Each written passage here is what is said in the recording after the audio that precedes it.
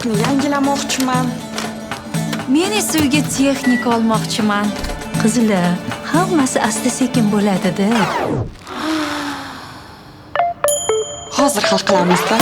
Onlayn kreditlar 100 million so'mgacha garov va kafillarsiz 1 daqiqada. Avobank, imkoniyatlar hozir va shu yerda. Yunka haqida 100 ta fakt. Ikkinchi qism. Qani ketdik. Ismi Yunetta, familiyasi Akopyan, yoshi 23 ta, millati armiyanka. Yunka Samarqandda tug'ilgan, burji tarozi. Yunka o'zbek, tojik, rus va ingliz tillarini biladi. Asosan rus tilida gapiradi. Bitta ukasi bor. Masha Tilayeva bilan doimiy kollaboratsiya qiladi. Masha tilla, shunaqa gaplar. Birgalikda ikkita qo'shiq chiqarishgan. 2023-yilda Best Lifestyle blogger mukofotini olgan. Yunka alkogol va tamakiga qarshi. O'zi ham bunday moddalar iste'mol qilmaydi. Yunka yigitlarga ishonmaydi. 18 yoshidan beri ishlashni boshlagan. 19 yoshidan esa uydagilardan umuman pul olmagan. Universitetda o'qigan. Yunka SMM manager, marketolog va copywriter bo'lib ishlagan. 2021-yilda Instagramda akkaunt ochgan. Hozirda Ahror Yorqulov bilan vaynlar oladi. Timur Alixanov haqida mavzu ochishni yoqtirmaydi. Lekin ular qo'shni bo'lishgan. Kosmetikaga $1000 dan ko'p xarajat qiladi. Bir oyda o'zi uchun umumiy $4000 dan ko'p sarflaydi. Jetaur mashinasi bor. O'zini itga o'xshatadi. Jiz treki uchun she'rni Shokir yozib bergan. Bir necha yillar oldin Timur Alixanov bilan unashtirilgan. Menga turmushga chiqasam, lekin ularni to'yi buzilgan. Shu sabab Yunka o'zini o'ldirmoqchi bo'lgan. Hattoki bir oy uydan chiqmagan. Intervyuda Timur Alixanovga baxt tilashini aytgan. O'zidan katta bolalarni yoqtiradi. Yunka asosiy faoliyatini Instagramda olib boradi. Instagramda 1.100.000 dan oshiq obunachi to'plagan. Yunka xoreografiya bilan shug'ullanadi. Million jamoasining konsertiga borib, ulardan memlarni takrorlashlarini so'ragan. Yunka o'smirlik vaqti styuardessa bo'lishni xohlagan. Yaqinda Yunka Jiz trekining klipini chiqardi. Quyosh kular, jis, ikkita asal, qas. Bu klip ko'plab heytlar va muhokamalarga sabab bo'ldi. Ammo Yunka buni shunchaki reja bayt ekanligini va bunga tayyorligini aytgan. Amirxon Umarovning Markazda gaplashamiz shousida qatnashgan. Bu intervyuda Amirxon unga men rahmim kelyapti-da. deb aytgan.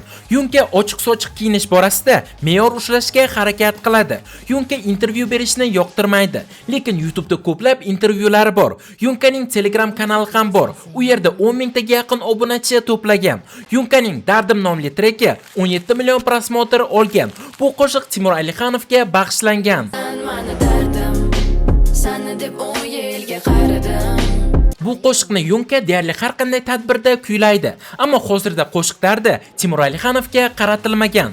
9 oy davomida Uz Airways'da styuardessa bo'lib ishlagan.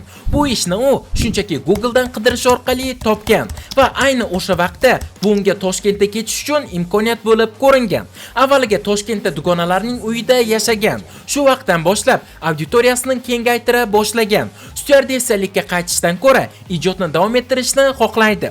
Yunka 2002-yilda tug'ilgan. Shunaqa gaplar trekida Masha Tilla bilan duet kuylagan. Bu trekda Yunka va qo'shimcha A harfini aytishning uning rasmiy Instagram akkauntiga belgi.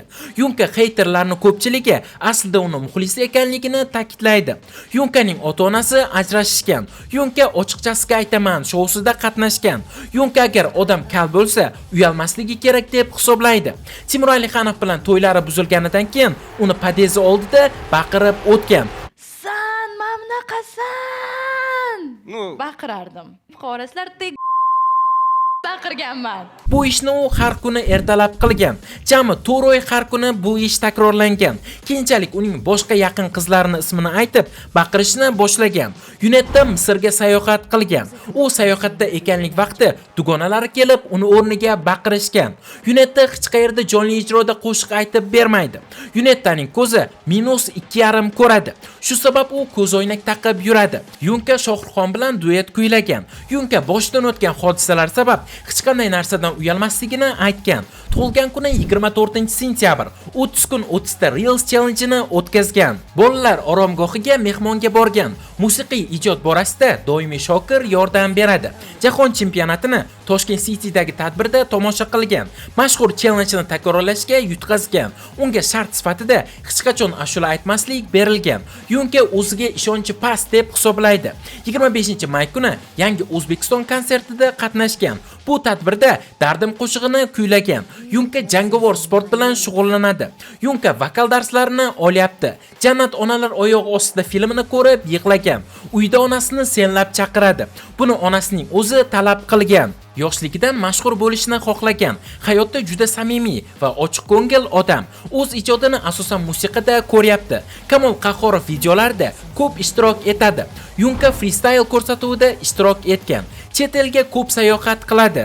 Jiz klipiga blogerlar reaksiya qilgan. Unda ko'proq trek ma'nosini hate qilishgan. Do'stlar, bugungi videomiz shulardan iborat edi. Agar video sizlarga yoqqan bo'lsa, videoga like bosing va kommentariyada keyingi 100 ta fakt kim yoki nima haqida bo'lishini yozib qoldiring. Kanalga obuna bo'lishni unutmang. Keyingi videolarda ko'rishguncha